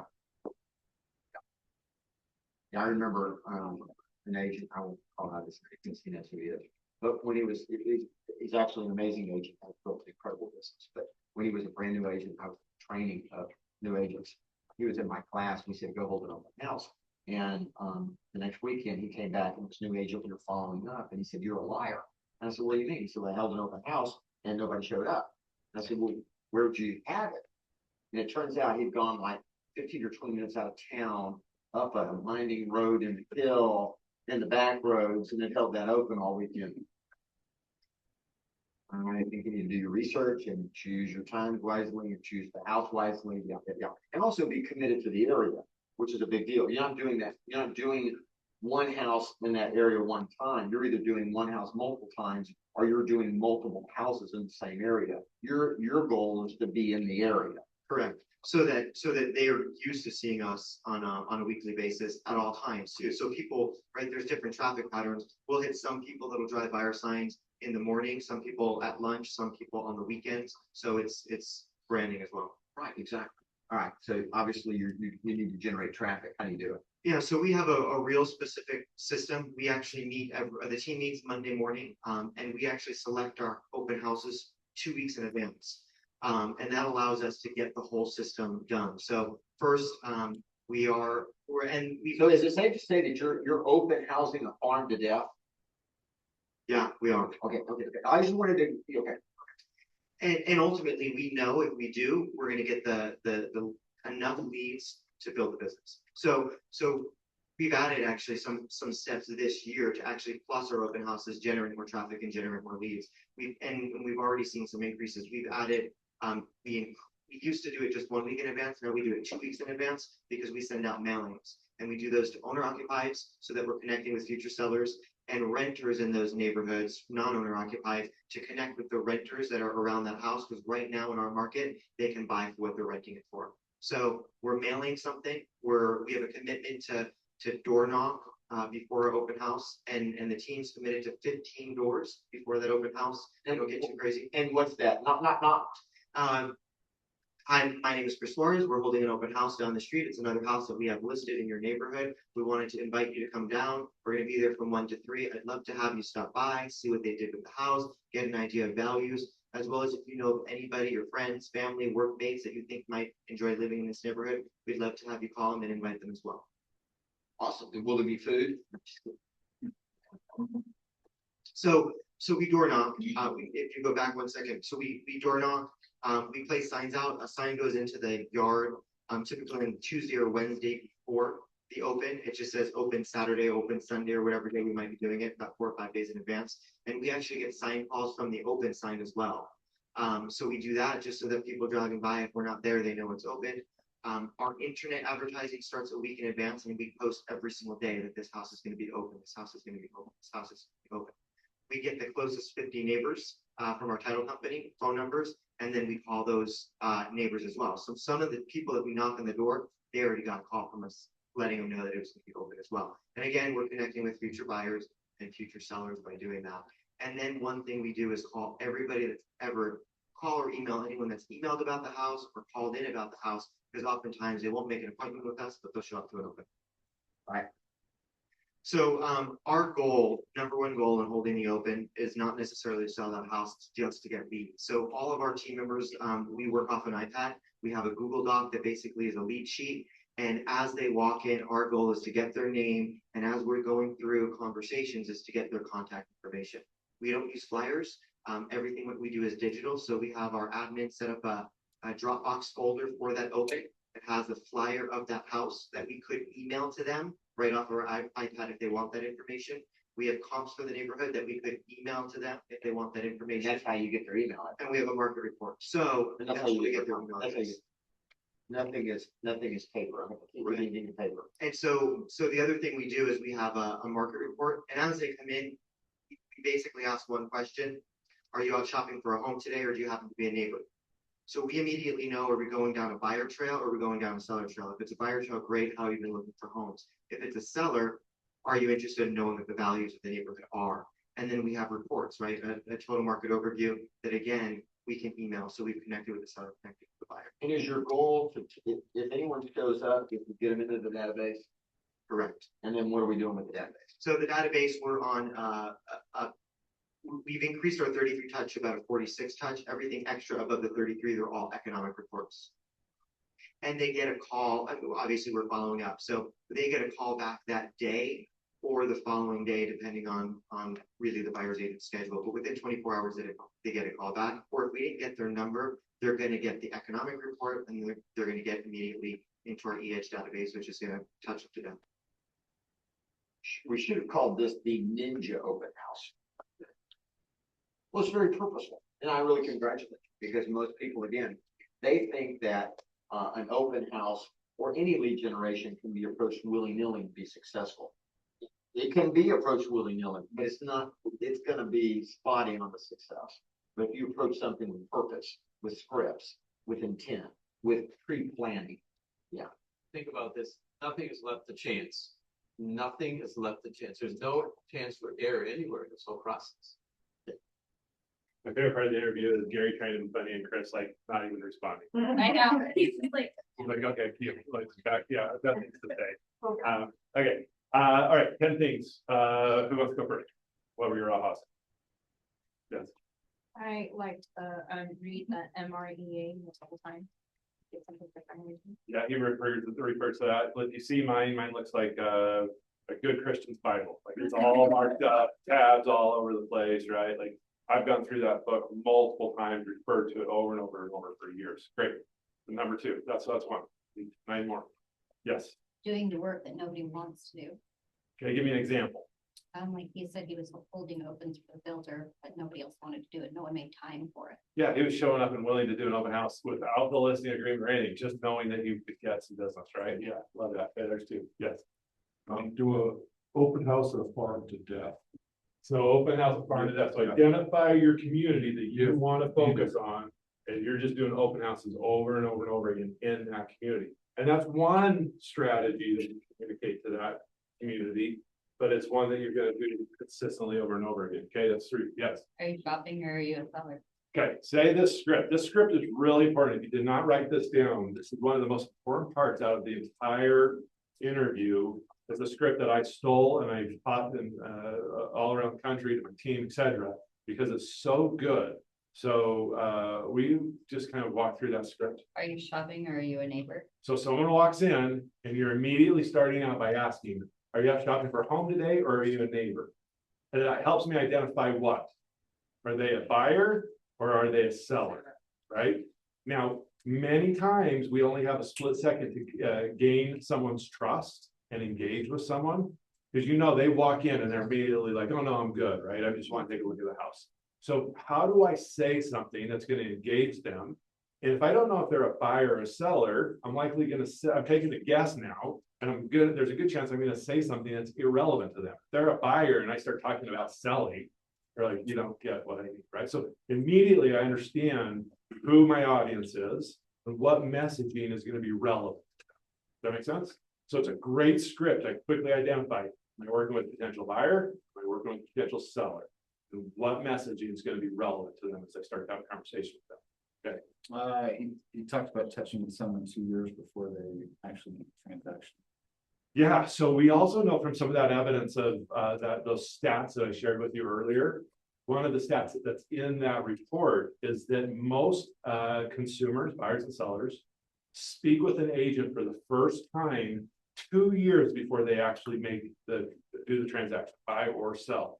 So he was very intentional about trying to engage with people in the early part of that process because he knows he has a much higher chance of getting the business if he's first in that communication process. Great, I think that puts us at 5. We need 5 more. Yes. He said, don't leave anyone to chance, like it's very systemized and they know what they're doing and doing it that many times in a year, like 365 times. So there's 2 things in there, right? But like they're gonna put that many people in their database, Yeah. they need to know exactly what they're doing every time. That's exactly right. You don't want to be in a position where you're showing up and recreating the wheel everything, right? It's just like build the system, document it, follow the system. Teach your team the scripts and things to say, follow the system. So very purposeful about building the models and systems and documenting it, but then really clearly an outcome goal. Now notice it wasn't how many homes I'm going to sell was the goal.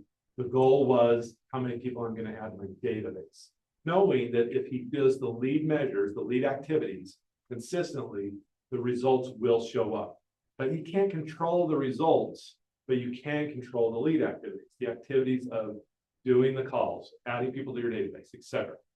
Then you just trust that the results will show up. So I love that. He identified a really clear goal. 365 members get added to the database.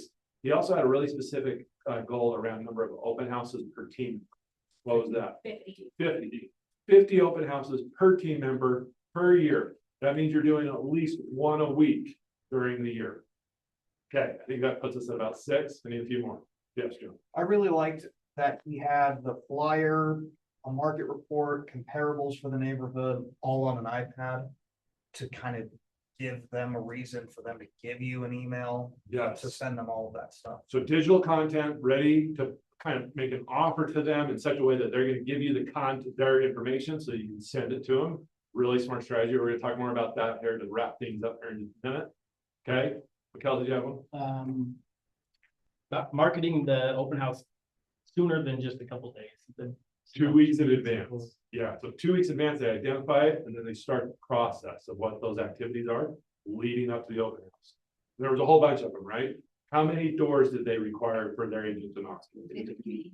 Was it 15 or 50? 50 calls. 50 calls, 15 door knocks, right? So, and that's kind of a bare minimum, I would think. Yeah. But super focused on, okay, here's the standard. All right, I think that puts us at about 7, maybe a couple more. Brad. Having a open house Saturday to sign up the week before. This is one of my favorites, is having a specific sign that you put up a week in advance saying open house. When I teach the 3-hour class, I give you an example of what this looks like. We used for a long time, but we had a little plate that we could switch out that would show what time and day we were doing the open house. And if you think about when people drive through neighborhoods, when you see a sign in a neighborhood over and over and over again, it starts to disappear.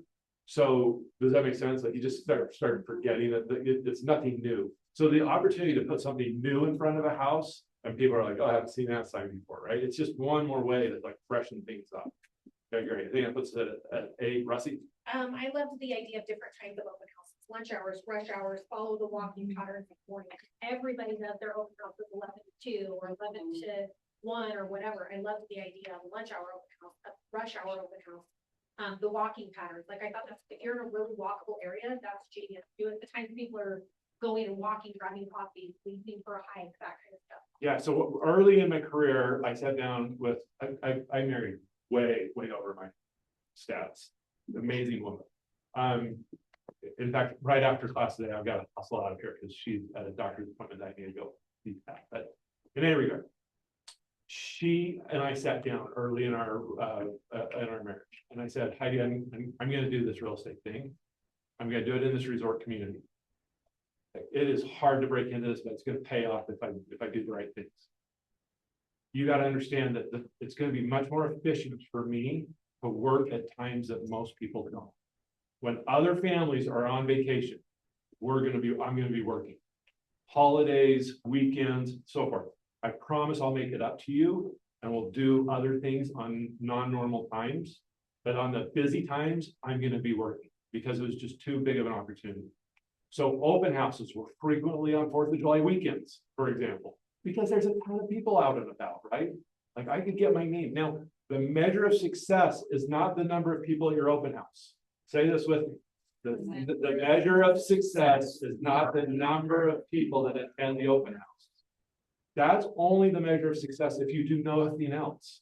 If you do all the other activities, then the measure of success starts to become how many doors did I, how many people did I talk to, right? Because I'm doing activities leading up to the open house, I'm doing activities after the open house. How powerful is it to meet someone at an open house? The house sells. You've collected a bunch of names of people that were interested in that neighborhood that came into the open house. You knock doors through that neighborhood again, and you meet a neighbor who you met at the open house, and you say, oh, Joe, it's so great to see you again. I sold the house down the road. It's closed now, but I've got a dozen people that have identified an interest in this community. Are you or anyone else you know thinking about selling a home in the next few months? Right? Like how powerful is that as a follow-up conversation, whether it's a door knock or a phone call? Those are the kinds of activities that we're doing around an open house that really takes open houses from being kind of a waste of time to being one of the most strategic, beneficial drivers of a business. Does that make sense? Okay. And you can even use that to your advantage later. We had one that we had 3 offers on it. 2 of them didn't get accepted. So, and one of mine was one of the ones that didn't get accepted. So I took that and just talked to the neighbors and said, hey, we have a client. They put an offer on George's home down the street, but they went under contract with someone else. Is there anybody else you know in this neighborhood? Because this family, the Robinson family, wants to move in. And we got 2 listings in that neighborhood. Oh, that's awesome. So, it works. Yeah, it absolutely works. Okay, one more. Then I'm going to give you the cheat sheet. Branding, Say more. it's part of your branding. Open house. Is part of your branding. Well, you said publishing every day for the week before, so that is part of branding. Yeah, it's all about branding. Like Ryan, that's her name. Yeah, right. I should know, it's plastered all over my neighborhood. Because of the open houses he keeps doing. Yeah, Ryan Ivy gets that. It's up, this is a branding strategy. It's name awareness. It's getting your name in front of everyone. Okay, so if you want to take a picture of this, here's 16 ahas from that interview.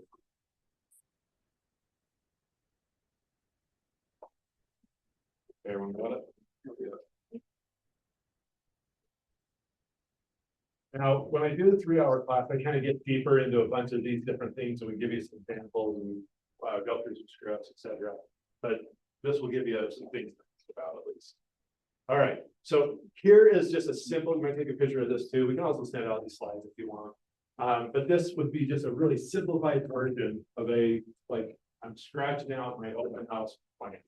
You can see here, I'm going to pull mail and phone call list right at the 2-week mark.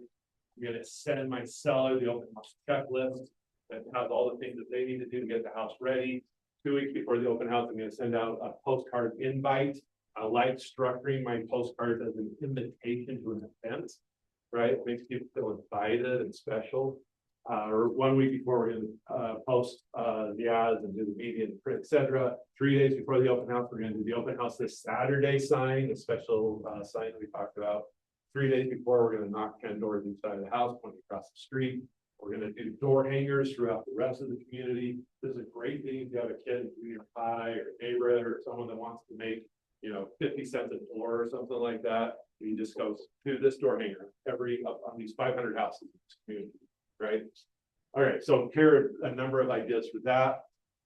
If you use this QR code, you can get, this was the old open house checklist that my team used to use early on the process. Needs to be tweaked, it needs to be updated, it needs to have your stuff in it, but this might be something you start with. Now, notice if I was thinking about strategically wanting to capture more contact information to develop an open house, I might use a strategy. Did everyone get that wanted that? Oh, yeah. Okay. I might develop a strategy where I'm offering something of value to you in exchange for you giving me your contact information. Now, we're in relationship with all of you already, but many times in the past, when I've taught classes around the Wasatch Front, I had a team in Park City, and early in my career, I was teaching classes for a very specific, selfish reason, because I wanted the agents in my classes along the Wasatch Front to refer business to me up in Park City, where I was selling homes, right? So when I offered things like this, what do you think I was doing? I was doing it in a way that right today, I've allowed you to just download the sheet without giving me your contact information. But when I was teaching the class, what did they have to give me? Your name, phone number, email address, right? It was a way for me to then market to them later and remind them, hey, if you ever have someone that's looking in Park City, refer the business to me and I will give you a great referral. So I was actively doing it very strategically. Now, this is the same thing we want to accomplish here. This is my funny little image of cats holding an open house. And the mouse is the client that has come into the open house, right? So in a lot of cases, when a consumer comes into our open house, they have a very specific goal. What is their goal? See the house and not talk to you, right? I want to get in, I want to see the house, and I want to get the information that I want, but I don't want to give my information because the last thing I want is that agent bite, right? Agreed? Agreed. All right, and they implement all kinds of strategies to accomplish this. One of which is asking for a business card. Oh, that's great. Can I get your business card? I'll give you a call if I'm interested, right? Which they never do. One person in particular, I had no joke. They pretend they were on a phone call. House. Great. And then as soon as they walked out, they put their pocket. Right? So the strategy is not I'm talking. So we need to think about strategically, how do we get their information? Our goal, right, is to capture their contact information so that we can now communicate to them in a way that demonstrates our value proposition, our professionalism, such that, and if you don't believe this, get to a point where you believe this, but they should work with you because you're the best in the business, because you know the market better than anyone, and you're going to provide such great service and care to them that they can't get that from anywhere else. And the only problem that you have is helping them understand that. Does that make sense? Okay, so you need to have a strategic way to get them to say, oh, that's interesting. Tell me more about that. You need to have something that you can say that in a very short period of time, sometimes we call this an elevator pitch or something like that, where in a moment's notice, they make the pause and they go, okay, I need to know more about that. And that's all about this concept of framing an offer, and we call it a MOFR. It sounds naughty, but it's not. Make offer for immediate response, MOFR. So this idea of providing a value, something of value, such that they go, okay, I want that thing of value that you have. I'm willing to give you my contact information in exchange for me getting that piece of value. Make sense? Are you with me? And having a number of different MOFRs, little pieces of value that you can frame in a way that sounds interesting to get them to engage with you is a really powerful way to start collecting that information. So Chris used a number of different things. Here's the objective, get their contact information. And he used a number of different things that he thought might be perceived as valuable to the buyer seller, such that they would give him the contact information. Let me give you one example. Would most buyers be interested in receiving a list of bank-owned properties in the marketplace? Are most buyers seeking a good deal? Is it important to them to get a good value? In most cases, it's important to them to get a good buy. They want to not overpay. So in many instances, they're like, oh, bank-owned, that sounds attractive. Like maybe I could get a good deal. Now, do you all have the most complete bank-owned list of properties on the market? Yeah, it's on the MLS. You search MLS listings that are bank-owned, right? So now it's really about framing the offer such that the consumer says, well, that sounds valuable. Let me give you an example that I use most often. This was one of the things that I would frequently use as my MOFR to agents, because now I'm way out of practice, but I had this script dialed in really tight where I would make an offer around my market report. This was something that my market report was kind of I was a nerdy spreadsheet guy, so I would pull market data every month and update this market report. I was the only one in the marketplace that had this really comprehensive market report. Now, if I just simply said to a buyer who came into my open house, hey, I have this market report, I think you might like it, there might not be a lot of perception of value around it. But if I frame it in a way, and this is where you start to develop your skill set, such that the way you say things make people either more compelled or less compelled to work with you. If you frame it in a way where it sounds super interesting, now all of a sudden that same piece of information that's the market report sounds super valuable. And it sounds like something I gotta have. Does that make sense? Okay, so developing this skill set in your sales efforts to develop as a real estate agent is really important. All right, so I'm just going to read this to you. When you find the home you're looking for, can I assume you want to make a wise financial decision and get a good deal? I've asked an assumptive close, like something that's just no one says no to. Does that make sense? First of all, everyone's going to say yes to that. Yes, it's important to me I get a good deal. Great. I've been, or in this case, if you're new to the business, maybe you lean on your company.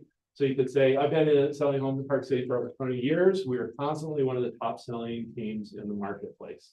We pride ourselves on really knowing the market. Repeatedly, my clients have told me over and over again, the number one piece of information that I provide to them is my market report. Market report is something that I handcraft and put together every single month myself. It gives you all kinds of insights on what's going on in the market, whether home prices are going up or going down, what kind of values you can expect, etc. No one else has it. It will show you if prices are rising. Sorry, talked about that. It gives you several other insightful trends. Again, I go back to it. Again, this is the single piece of information that my clients have told me for the last 15 years is the most impactful piece of information that I give them and helping them feel assured that they're making a good decision. Most buyers and sellers, they're worried about making a bad decision, right? So that fear of making a bad decision is paramount in all of them. And so if you can address that and say, this was the number one thing that my clients said gave them the assurance that they were making the right decision. Again, if that's something that you'd be interested in, I'd be happy to send it to you. I just need you to give me your email address, phone number, right? And here it is. Now, when I've sent that to them, I've now earned the right to do a follow-up. I got the opportunity now to follow up and say, hey, I know it's been a couple days, got the market report, no, it's super nerdy, sorry about that. you have any questions that you have? I want to make sure that I can answer any questions that you have and see if there are any insights that you appreciate or that you'd see value in having a conversation about, right? Now, then there's a bridge. One of my second favorite scripts of all time is the by the way script. So I've now shared with them, I've followed up on this piece of value, this piece of information I've sent them. Now I've got to earn the right to have a conversation with them again in the future. So let's just pause for a minute. There's a slide in here I want to show you. This one right here. So probably I use this slide in every class I teach. Not just open houses. And this is a slide that has been repeated over and over again, a study that talked about where people do transactions, where people do business with you. And on the left, it says the percent of salespeople or agents that will do the number of follow-up calls here in the middle. So this says 18% of agents will do one follow-up call after meeting somebody. 24% of agents will make a second follow-up call to someone that they've engaged with in a conversation. 12% will make a third, 6% will make a fourth, 10% will make 5 or more. On the right-hand side shows how many people transact based on the number of calls they've had with an agent. So 2% of transactions occur after one follow-up. Does this make sense? Are you following me? 81% of the transactions happen after a 5th follow-up call. Now, most agents are not willing to do 5 follow-up calls to somebody. And the key here, I will argue, is there is a fear of being the person that when you get and you've all experienced this, you've received a phone call where you see the phone call pop up and the number on the call, the name on the call, face on the call is someone that you're excited to talk to, or you dread answering the call. Have you all had that experience? The person I love getting a call from is my sister, Myrna. Her name's Marie, but I call her Myrna.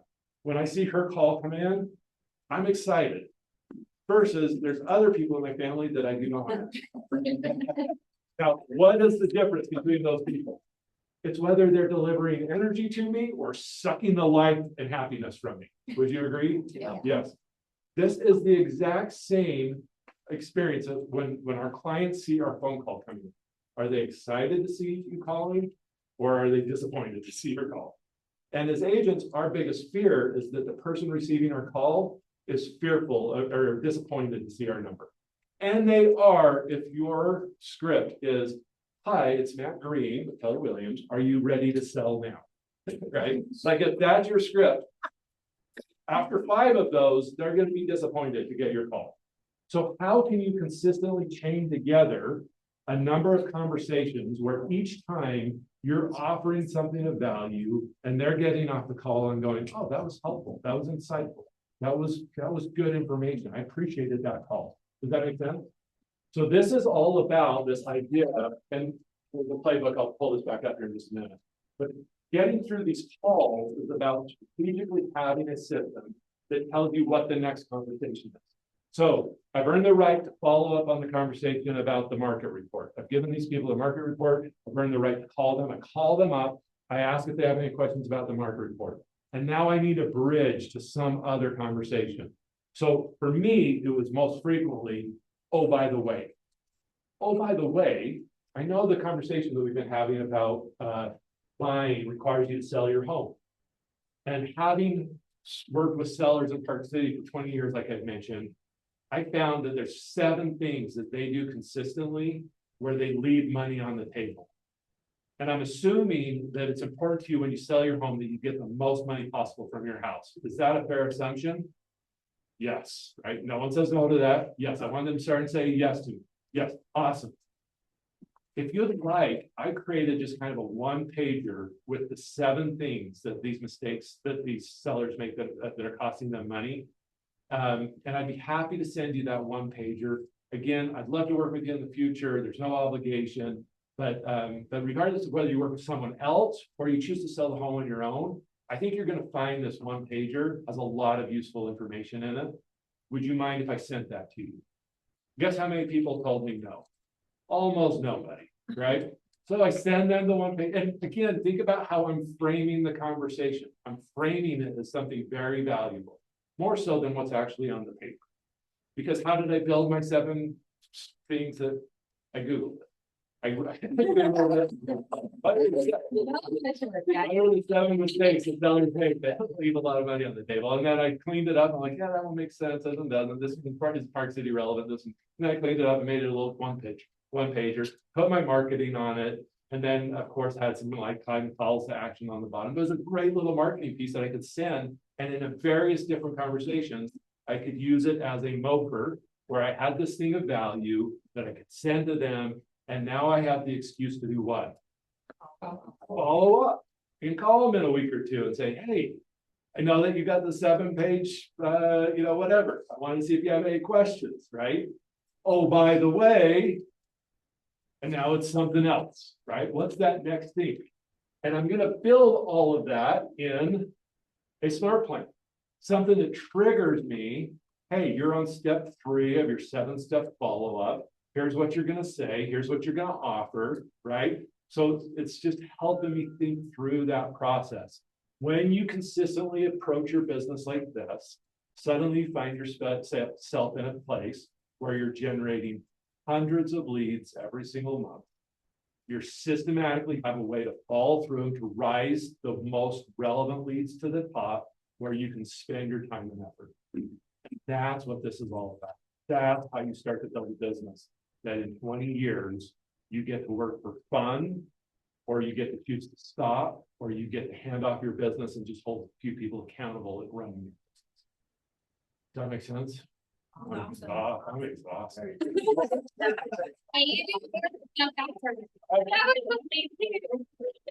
Yeah, like something like, yeah, you were 25, I were 25, you were 2. All right. So just as a reminder, this is your 4 steps, whatever you're approaching. I'm going to come back to this QR code. There's, Slides out, Tony, I saw you trying to get that photo. We'll send slides out. yeah, this is a great, this has a lot of great content in it. This was developed by Keller Williams. This is not past playbook. This is not my slide deck. We can send out my slides too. I don't care. So, You used to care. I used to care. Well, why did I care? Because you were already at recruiting. Because I was using it. It was my moment. I was strategic about, you want to come, you want my content, you got to come to my class. You got to give me your contact information. You can start sending me referrals. Thank you all. You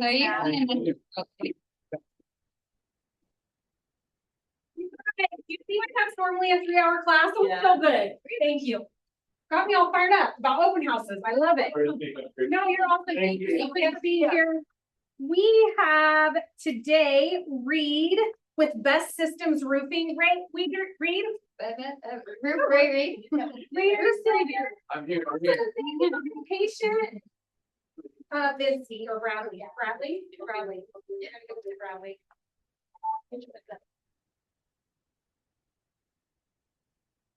Does everybody have some great takeaways while we're getting that hooked up? I want to hear like number 1. Does anyone want to go host an open house? Right? Is anyone an open house ready for this holiday weekend? Yeah. Right?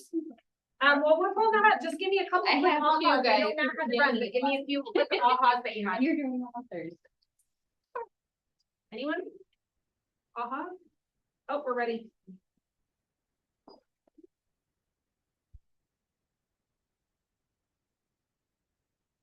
It's kind of like holding back information until they give you their contact information.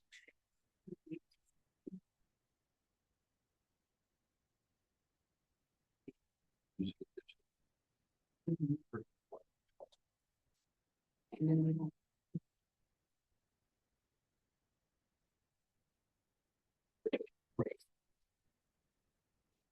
It's okay. There's not this. So, cool. All right. Well, thank you guys for having me here and being able to sponsor this. Vinci, it's been great getting everything coordinated here. Biggest reason why I'm here, it's not really to show you kind of what roofing is or what I do, because there's a lot of roofing out here. But I have a lot of buddies that are in the solar world, real estate world. And what I've learned over time is that the roof tends to sometimes kill deals, whether it's a regular asphalt roof, a high-end metal roof you see in Park City, or if you guys are in the commercial space, those luxury roofing you put on like Park City, hotels and things like that. So I'm going to be very brief and you guys can stop me as I go. But a little bit about us, we have been in business since 2016. We're Utah-based and family operated in Elk, so I am the owner of Best Systems Roofing. We specialize in commercial and residential roofing. Our crews are very experienced, which I'll actually touch on that in a sec. And we don't do a whole lot of advertisement. We've grown organically, so just the different relationships we had in the market with, like I mentioned, real estate agents, different contractors and builders. That's how we've been able to grow. But last year, we installed 142 residential roofs and 28 commercial roofs, which I'm going to break down a little bit of what it is that we do and the services that you guys can kind of pick from depending on what you guys run into.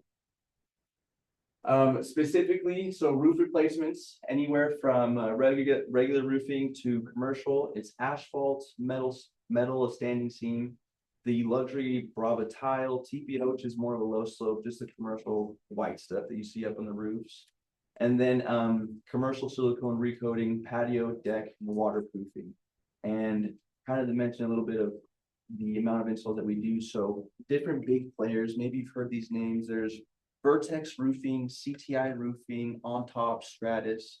They're bigger companies here in Utah. They actually hire my company to fulfill their orders. So sometimes I'll go there, give a presentation, and at the end of the day, my crews are still there because they'll actually subcontract us out for the actual installation portion. So our guys are very well trained, tons of experience, and this is just here a little bit of what it looks like the day of. So we're a little bit more meticulous in the way we do our things. We like to wrap the homes in what we call a catch system.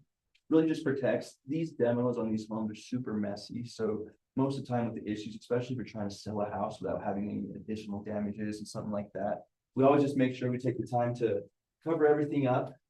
And we are certified as well with the manufacturer GAP. Metal standing seam. This is where you see more in Park City, but we basically will go out there, we'll run our own machines. We custom bend everything there on the spot for you guys. So if you ever run into anything where the roof might be damaged by hail or there's some wind damage, we can always go out there and give you free estimates and some official approved what do you call it, reports. So if you ever have anybody that wants to have everything analyzed before purchase, we can do that for you guys. And it's pretty fast. So because we do everything internally, we can usually get reports to you guys within 48 hours, for sure 72. Because I know sometimes they'll get a little bit of the time sensitivity to them. Brava synthetic tiles. So with this here, there's maybe about 6 companies in the entire state of Utah that does this, and we are certified with the manufacturer. So if you ever run into anything where the homeowner might need some services where it's cold and things like that, we can definitely take care of it. And then low slope, just the flat kind of stuff here. Not a lot of my experiences that real estate agents don't always run into unless you're in the commercial space. But if you ever have those opportunities, we'd love to be able to just help you and maybe even educate you throughout the process. But this is what a recoating looks like. We can give out 20-year guarantees to the manufacturer with these buildings products. And then waterproofing. So any patio decks, any rooftops where you have pools, barbecue setups, we actually waterproof all that good stuff there, granulated, so it's a long-term system. But that is essentially all we do. So if you guys have any questions, this is all my contact information. If you guys want to take a picture of that. But yeah, so if you guys have questions on kind of how long it takes to get a roof analyzed, get some reports put together, anything like that, feel free to kind of shoot away. Do you get paid at closing? What was that? Will you get paid at closing? Like, can you put the roof on and get paid at closing? We're flexible in that sense. Sometimes, depending on how fast it goes, we'll do like a net 30. We call it with 30 days. We can kind of schedule that to give time for underwriting and that there. But yeah, we're flexible in that sense.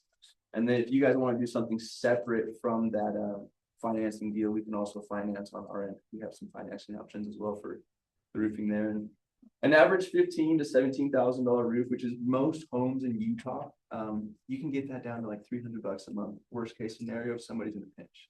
So we definitely have some good options there for financing. Did someone have a question? Yeah. Where are you located and what areas do you cover? So we're located right at Centerville. We actually cover all of Utah, and depending on our contracts, we'll actually go to Arizona and Colorado. So our crews will kind of spread them out. And we'll even go as far as Indiana. So logistically, it's kind of a nightmare, but we'll do it. We'll do it. But yeah, there's someone else in the back. I think someone asked if you're thinking about permanent, so they have individual questions, they can come chat with you, you'll hang out for lunch. Yeah, definitely, definitely. And I heard you guys keep getting sandwiches, so I got some Hawaiian food, so hopefully that's. Oh. Yeah. Yeah. Yes, but thank you so much.